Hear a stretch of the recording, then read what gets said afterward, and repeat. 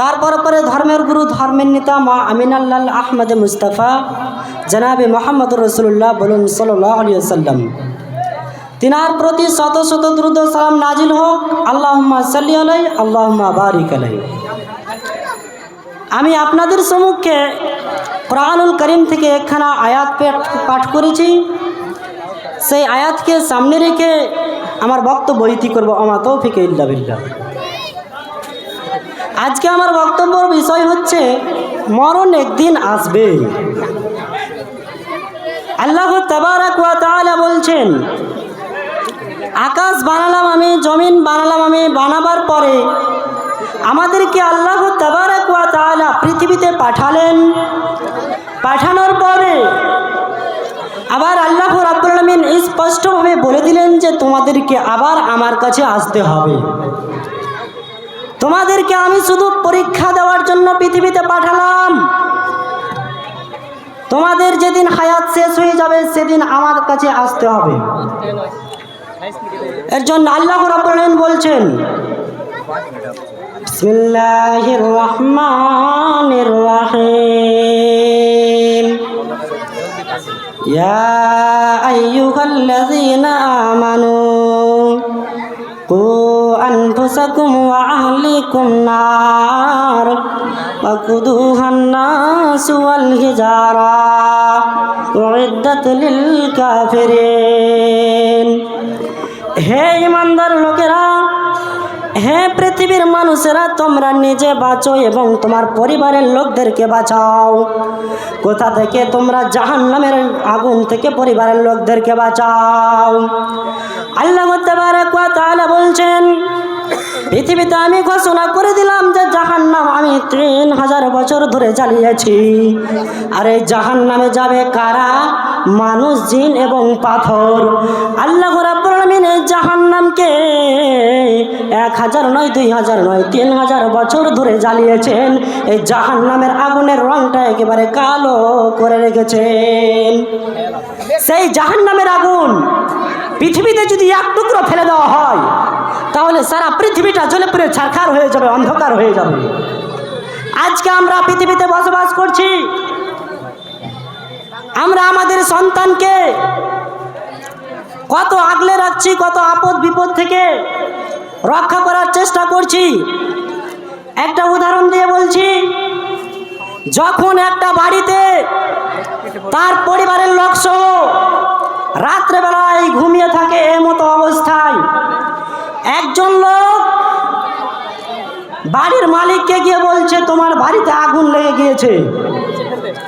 ওই বাড়ির লোক শুনে সে পালিয়ে যাবে না আগুনকে নিভানোর চেষ্টা করবে? অবশ্যই নিভানোর চেষ্টা করবে, কারণ সেই বাড়িতে তার ছেলে আছে, তার মেয়ে আছে, তার স্ত্রী সন্তান আছে, তাদেরকে আগুন থেকে রক্ষা করার চেষ্টা করবে।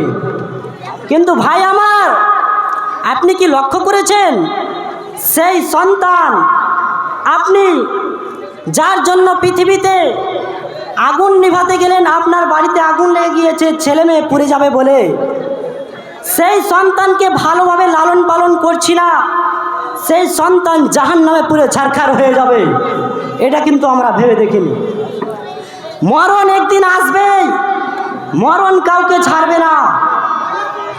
আল্লাহ রাব্বুল আলামিন বলছেন, বিসমিল্লাহির রহমানির রহিম, কুল্লু নাফসিন যায়িকাতুল মউত। পৃথিবীর মানুষ রে, আমি আল্লাহ ঘোষণা করে দিলাম, তোমাদের যার প্রাণ রয়েছে, আত্মা রয়েছে, তাদেরকে একদিন মরণের স্বাদ গ্রহণ করতে হবে। বন্ধুরে আমার, আমি আপনি যেই গাড়িতে যাতায়াত করি সেটা হচ্ছে মোটর বাইক, আমি আপনি যেই গাড়িতে যাতায়াত করি সেটা হচ্ছে ট্রেন, আর আজরাইল যেই গাড়িতে যাতায়াত করে সেটা হচ্ছে এক্সপ্রেসের থেকেও গতিতে চলে। অতএব কেউ মরণ থেকে পালাতে পারবে না, বাঁচতে পারবে না। অতএব আমাদেরকে চলে যেতে হবে। এই দুনিয়া থাকার জায়গা নয়, এই দুনিয়া 2 দিনের কিয়ামত, জান্নাত চিরদিনের। তোমাদের। এর জন্য আল্লাহ রাব্বুল আলামিন বলছেন কুল্লু নাফসিন যায়িকাতুল মউত, পৃথিবীর মানুষ তোমাদেরকে মতের স্বাদ গ্রহণ করতেই হবে, মতের স্বাদ আস্বাদন করতেই হবে। তুমি পৃথিবীর যে কোনো জায়গায় পালানোর চেষ্টা করো না কেন, মরণ তোমাকে ছাড়বে না, ছাড়বে না। কি করলি তুই ভবে এসে, মায়া জালে গেলি ফেসে। আসসালামু আলাইকুম। মাইকুল মান স্যার কোথায় আছেন? আপনি যেখানে থাকেন যেখানে চলে আসেন এবং কমিটির নির্দেশ যে এখনই মহিলাদের জন্য যে পর্দার ব্যবস্থা সেটা এখনই করে দেবেন। মাইকুল স্যারকে বলা হচ্ছে যে আপনি ওই প্রজেক্টারের ব্যবস্থাটা এখনই করে দেবেন। কার দায়িত্ব আছে ওই নাম স্যারের?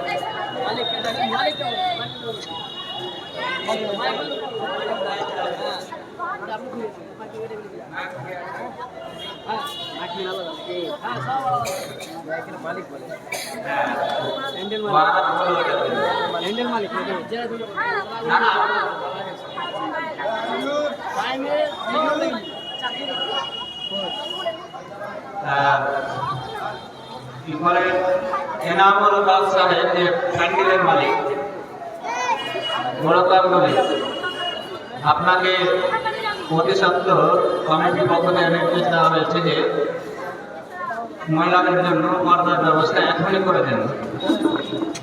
মহিলাদের জন্য পর্দার ব্যবস্থা এখনই করে দেবেন। অতএব কেউ মরণ থেকে ছাড় পাবে না, আমাদেরকে চলে যেতে